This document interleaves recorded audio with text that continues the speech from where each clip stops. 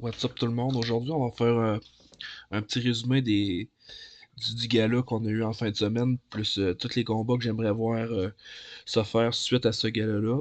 Puis juste avant ça, ben, je vais faire un petit résumé de comment que les choix ont été. 8 sur 12 au total pour 66%, ça a augmenté comparé à la semaine passée. On est rendu total 31 combats de correct sur 49 pour un total de 63%. Ça a augmenté ça aussi. La mise bat 99 à le marché. Donc on est rendu à 3 sur 4, 75%. Donc, bonne vidéo. Premier combat de la soirée, ça a très mal parti pour moi parce que j'avais pris Marcus Buchecha pour gagner le combat, puis c'est Martin Buday qui a gagné. Ça n'a pas été un combat très très passionnant. Bon, je m'attendais à mieux de Marcus Buchecha. Puis il a pas livré la marchandise. J'ai hâte de voir à son deuxième combat s'il va être un petit peu mieux. Mais Boudé, il a fait comme qu'il fait d'habitude. Là. Il a mis son poids, il a accoté le gars contre la cage. Pas un combat qui a eu beaucoup d'action. Il a juste fait un petit peu plus que l'autre. Là, il est rendu sur 3 victoires consécutives. Puis ça serait le temps de mettre un petit up en compétition pour lui. Puis je le verrai contre Sergey Spivak. Sergey Spivak, que lui, est sur 2 défaites consécutives. Donc ce serait le temps pour lui de prendre un petit peu, pas un moins bon combattant, mais de descendre un petit peu en bas du top 10. Waldo, on a vu que son dernier combat c'est contre Waldo Cortez Acosta, Jailton Almeida. Il a gagné contre Martin Tibura. J'ai manqué mettre Boudet contre Tibura, mais je trouve qu'il était un petit peu trop proche au classement. Puis Tibura, il est sur des victoires, puis mettre deux gars sur des séries victorieuses, j'aime moins ça un petit peu. Donc là, c'est un gagnant contre un qui est sur une moins bonne séquence. Puis si on se fie au classement, ils sont vraiment proches. Boudet il serait comme à peu près 12e, puis Spivak 8e. Donc ça ferait un bon match-up. Les deux sont bons au sol. C'est deux bons. Ben, pas tellement bons au sol, mais c'est deux gars physiques. Spivak est meilleur au sol. Mais Boudet il est plus fort physiquement, je crois. Mais ça serait un bon combat intéressant à voir. Ça serait le temps que Martin Boudet monte un petit peu en compétition. Ça fait quoi? Ça fait 4 combats qu'il a affronté Shamil Gaziev. Donc il serait prêt à revoir sa chance pour le top 15, top 10. Donc, Boudet contre Spivak. Deuxième combat de la soirée, lui, on l'a eu correct. Steven Nguyen, qui a gagné Performance of the Night, euh, qui a fait un record de knockdown sur Yaya. On a vu que Nguyen, c'est quand même un bon boxeur, mais il y a quelque chose qui me tracasse un petit peu, c'est Yaya qui avait une très bonne mâchoire ou c'est Nguyen qui a un manque de finition. Je pense que c'est plus le manque de finition parce que Yaya s'est déjà fait finir au premier round avant avant le combat contre Nguyen. Donc j'ai hâte de revoir. C'est une très bonne performance de Nguyen, mais j'ai hâte de le revoir en action. Puis je le verrai en action contre Francis Marshall. Francis Marshall aussi, qui est quand même très bon. Les deux, je pense. Francis Marshall a un petit peu plus d'expérience dans l'UFC. Il y a 5 combats. Mais si on prend en compte que Steven Nguyen, il y a 2 combats présentement dans l'UFC, mais il a fait 3 Contender séries, qui est pratiquement au même niveau que l'UFC. Donc, en expérience, c'est sensiblement pareil. Puis d'un classement sont vraiment proches également. Ça pourrait faire un combat vraiment intéressant. Là. Ça ferait. C'est Francis Marshall est sur une défaite contre Marion Santos, mais Santos est vraiment bon. Puis on verrait ce que Steven Guyan vaut quand même parce qu'il n'a pas affronté la meilleure compétition. Yarno Eren, je sais plus s'il est dans le UFC. Ça avait été une bonne guerre, mais Mohamed Yahya, c'est pas le plus fort. Donc juste de le voir contre un gars contre Francis Marshall, ça nous dirait peut-être un peu ça nous dirait le niveau de Nguyen. Donc, je pense que ça ferait un bon combat. Steven Nguyen contre Francis Marshall. Prochain combattant, Billy Elenkana. Lui également, on l'a eu. Il a fait un très bon combat, comme qu'on a vu. Il est plus complet que. Il était plus complet qu'Ibo Aslan. Ibo Aslan, ça nous confirme que son niveau est pas tellement haut. C'est ça qui m'inquiétait un petit peu de sa fiche. Là, quand on creuse un peu, on voit qu'il n'a pas affronté grand monde. Puis il a prouvé encore que s'il n'a pas son KO au premier round, c'est peut-être dur un peu pour lui. Bon. Elenkana, lui, je le verrais affronter Bruno Lopez. Bruno Lopez, ça fait pas tellement longtemps qu'il est dans l'UFC, seulement 2 combats, et 1-1, pareil comme Elenkana. Lui, il est sur une défaite, que, par exemple, mais il a perdu contre un bon... un combattant qui était trop bon pour lui présentement. Puis c'est Dustin Jacoby. Donc, puis c'est un petit peu pareil que pour Elenkana. Il a perdu contre Guskov, donc les deux pourraient s'en rejoindre au milieu, puis on verrait ce que ça pourrait faire. Ça ferait un bon combat. Les deux ont pas beaucoup d'expérience au UFC. Ils seraient tous les deux sur le dernier combat de leur contrat. J'imagine qu'ils ont sûrement un contrat de 3 combats chaque. Euh, Pratiquement proche dans les âges, la grandeur. Ça serait. Pour moi, ce serait un combat logique. Ils sont proches dans le classement également. Si je me fie à Tapology, Billy Elenkano est 38e, puis Bruno Lopez est 29. C'est pas tel. Il y a une petite différence d'accord, mais c'est pas tellement loin qu'on prend en considération que sur Tapology, c'est tout le monde. Même les combattants du PFL, puis tous sont dans le classement. Donc, ils sont plus proches que ça dans le classement du UFC. Donc, c'est le combat que je verrais. Billy Elenkana contre Bruno Lopez. Prochain combat, c'était le seul combat féminin de la carte. C'est Tabata Ricci qui a gagné. On l'a eu également. Elle a fait une très bonne performance. C'était qu'au deuxième round. Au premier round, c'était très serré. Mais au deuxième round, elle a vraiment levé son jeu, son striking d'un cran. Tabata Ricci, j'y verrais pas vraiment un step-up en compétition pour elle, même si c'est une très bonne performance, parce qu'elle venait juste d'avoir son step-up en compétition contre Yang Janan. Donc, je la verrais contre un autre combattant qui, elle aussi, c'est une très bonne séquence de victoires. Elle est sur 3 séquences de trois victoires consécutives, puis c'est Denise Gomez. Denise Gomez, que c'est ça. Elle, on sait qu'elle est très puissante. Elle est jeune. Donc, ça serait peut-être le temps pour elle, Gomez, d'avoir un petit test plus haut un peu. Puis si Tabata Ricci est capable d'enligner, de repartir sur une vraie bonne séquence, 2, 3 victoires, là je pourrais considérer. Ben, 2 victoires, ce serait déjà très bon pour qu'elle ait sa chance dans le top 7 en montant. Donc, si elle gagne, si elle enligne une victoire contre Ribas et Denis Gomez, ça serait parfait pour Ricci. Et puis pour l'autre côté, c'est pareil. Si Denis Gomez gagne contre Tabacha Ricci, elle serait sur 4 victoires consécutives. Donc c'est facilement vendable pour l'avoir dans un combat top 10. Donc c'est un combat pour moi qui fait du sens. Tabata Ricci contre Denis Gomez. Prochain combattant que j'aimerais parler, c'est Davy Graham, que lui, il en a surpris plusieurs en battant Damon Blackshear. Même moi, j'avais pris Damon Blackshear dans mes prédictions. Davy Graham me surpris, il continue. Il est rendu qu'il vient de gagner 4 de ses 5 derniers combats. Il est sur 2 victoires consécutives. Puis lui, Davy Graham, j'y mettrais un combattant qui se battait également dans le même galop que lui, puis c'est Saïd Nurmagomedov. Saïd, il a fait un excellent combat tout contre Bryce Mitchell, mais il a perdu. Mais Bryce Mitchell, en étant un ancien 145 livres, on a vu que sa force physique était trop pour Saïd. Mais j'aimerais bien voir les deux s'affronter justement. Davy Grant, que c'est un lutteur qui est quand même assez dangereux. Pas un lutteur pur comme Bryce Mitchell, mais il serait capable de tenir son bout contre Saïd.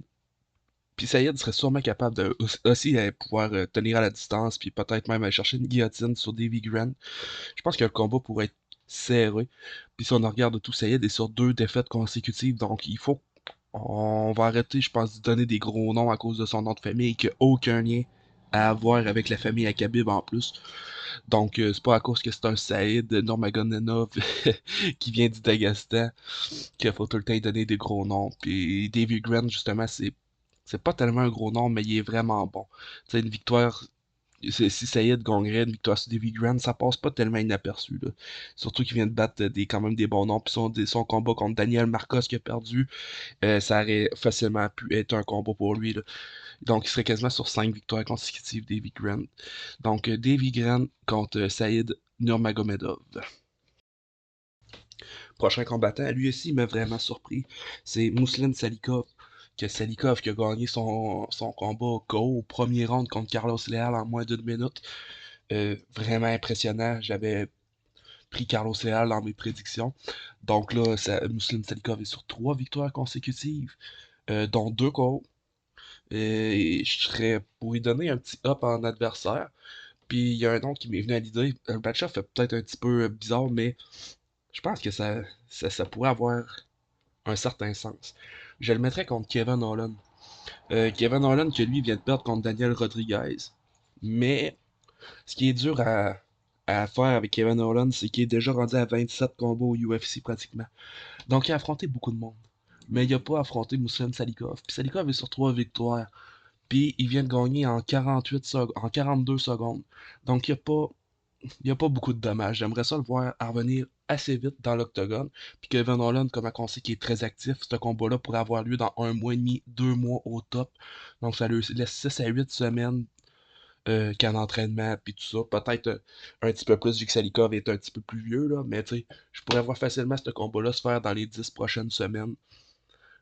Puis Salikov, même si Kevin Holland descendrait de catégorie, ça reste qu'il est sur 3 victoires consécutives. Donc, ça pourrait quand même être un combat qui est intéressant, là. Kevin Holland pourrait rester debout parce que Salikov, c'est pas un gros lutteur. Euh, c'est ça. Je pense que le combat pourrait faire du sens juste parce que Holland est très actif, puis ça serait son 27e combat. Il a affronté tout le monde, mais il a pas affronté Salikov. Puis Salikov est sur 3 victoires, puis il a fini ça en 42 secondes, donc l'activité de Kevin Holland serait pas mis en jeu, donc ça serait parfait. Muslin Salikov contre Kevin Holland. Prochain combattant, Tug Nasty, Bryce Mitchell, qui est allé chercher la victoire comme je l'attendais contre Saïd en étant un petit peu plus physique puis en luttant. Puis on a vu qu'il y a quand même un bon jeu de bout.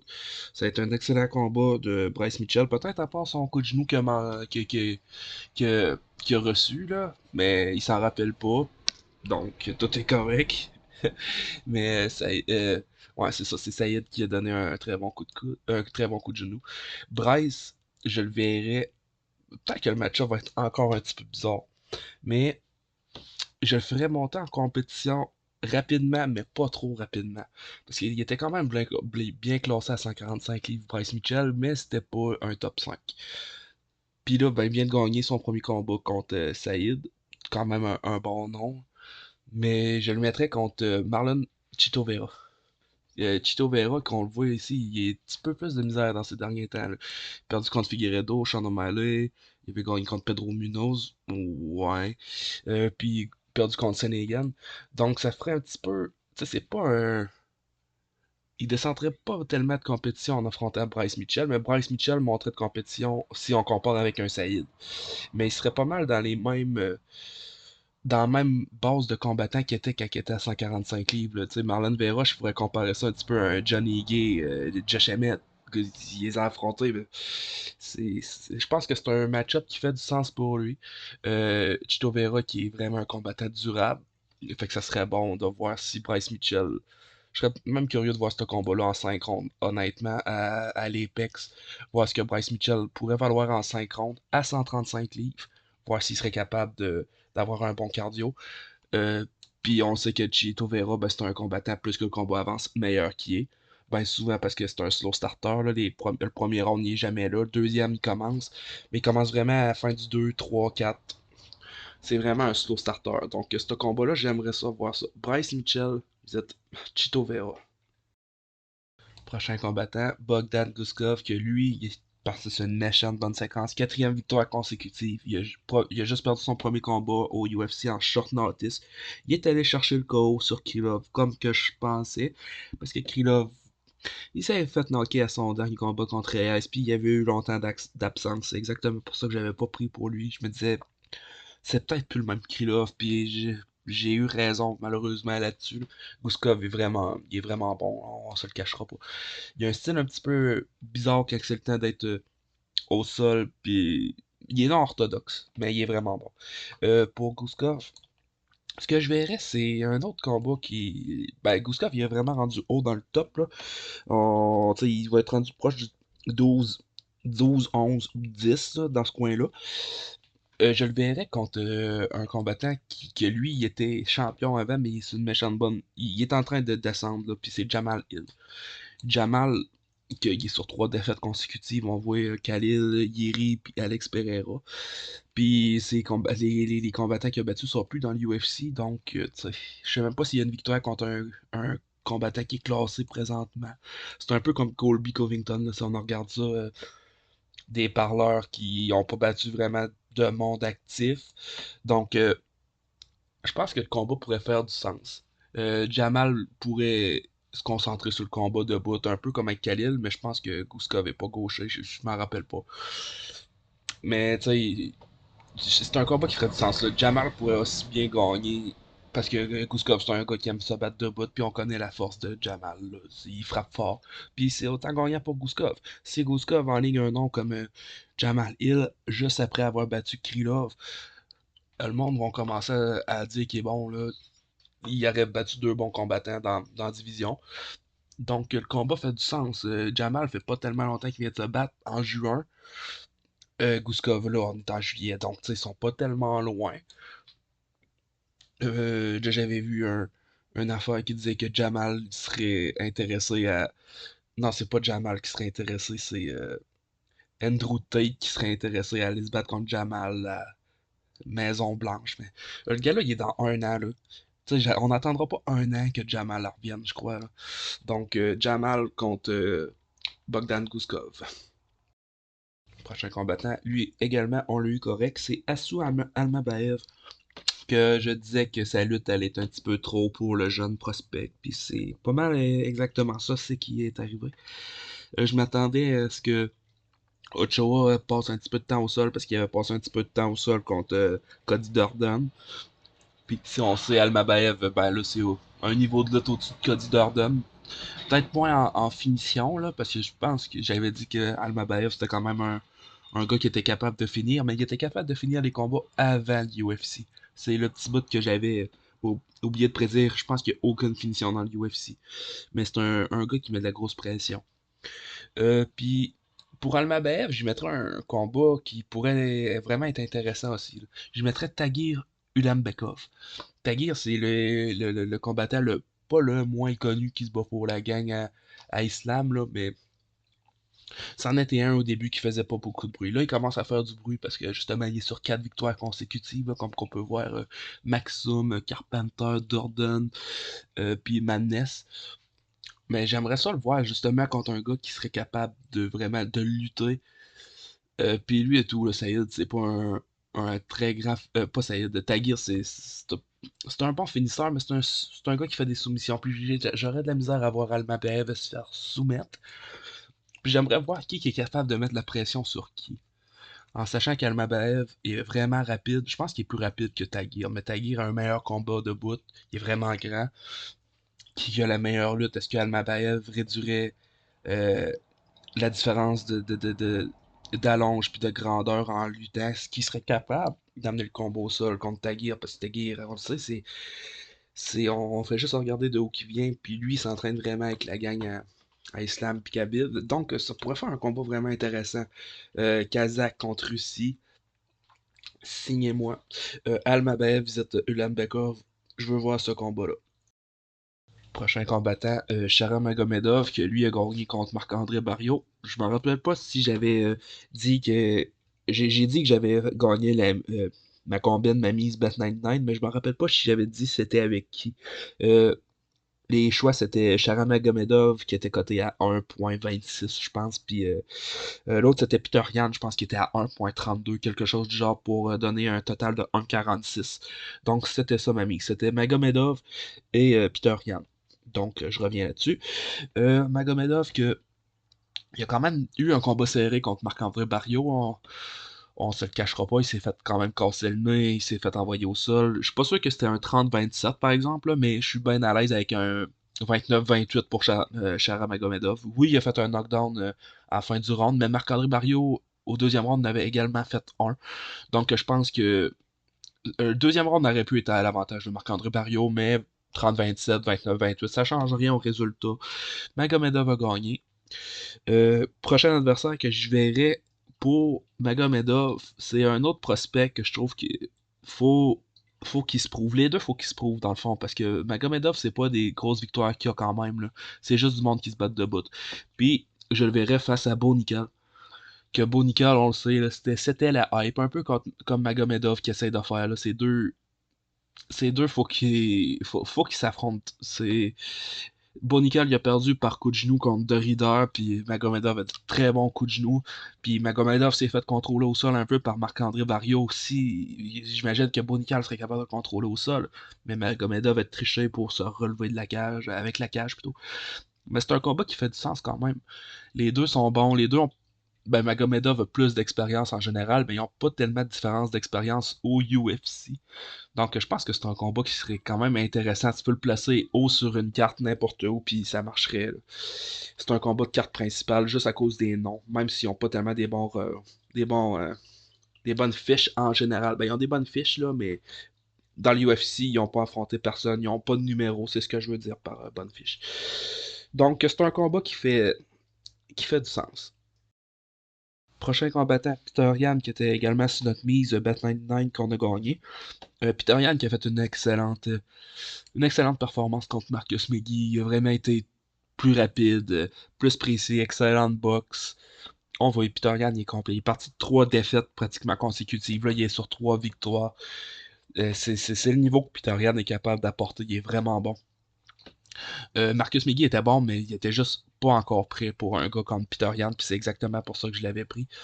Peter Yan, son prochain adversaire, je pense que c'est le combat que j'aimerais le plus voir se réaliser dans tout ceux que j'ai fait. Puis c'est contre Umar Nurmagomedov.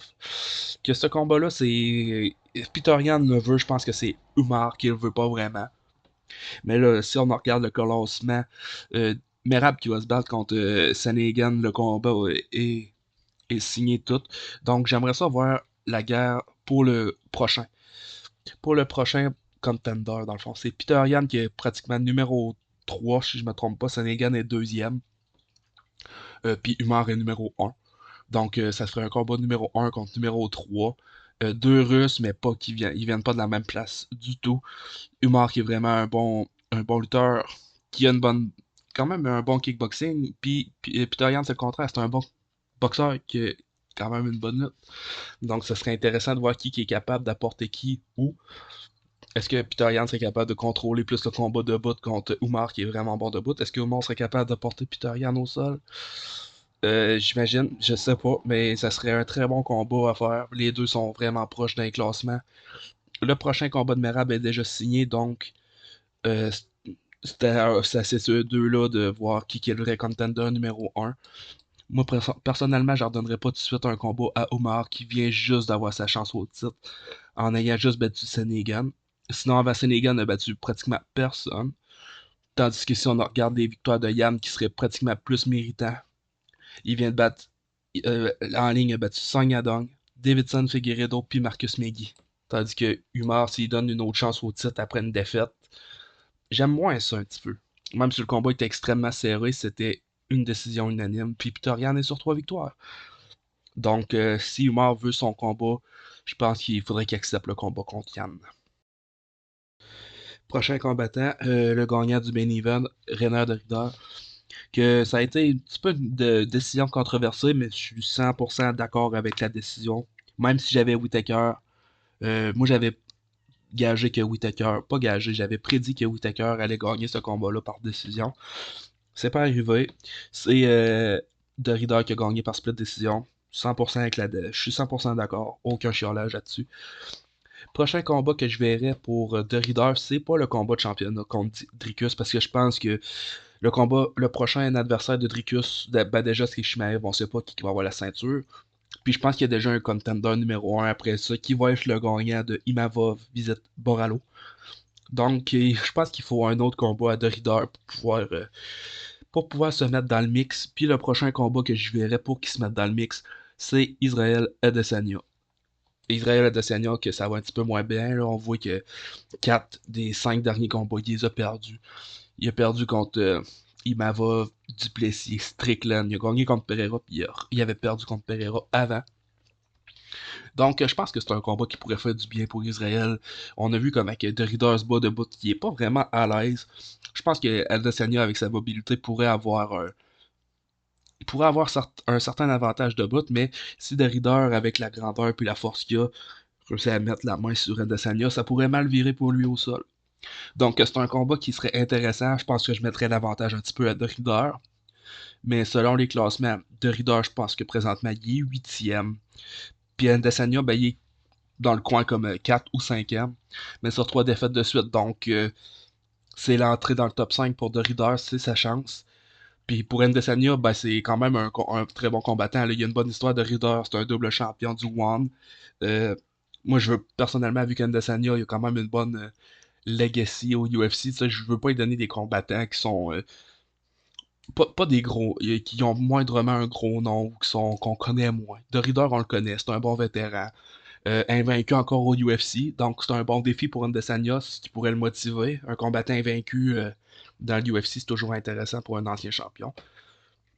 Et puis là, il vient de battre Whittaker, que je pense que Adesanya avait Whittaker gagnant au tout, donc let's go, une petite revanche pour le monde de la même place. Ben, Whittaker et Adesanya viennent pas de la même place, mais ils viennent de la même région. Donc, ça serait un combat intéressant. Derrida visite Adesanya pour un main event, c'est sûr. Je sais pas. Ben, peut-être pas un main event. Ça pourrait être facilement être un combat. Un co-main event d'un combat en Nouvelle-Zélande. Mais j'aimerais ce combat-là sur 5 rondes, par exemple. Ça, c'est sûr. Même si c'est un co-main event, faites ce combat-là sur 5 rondes.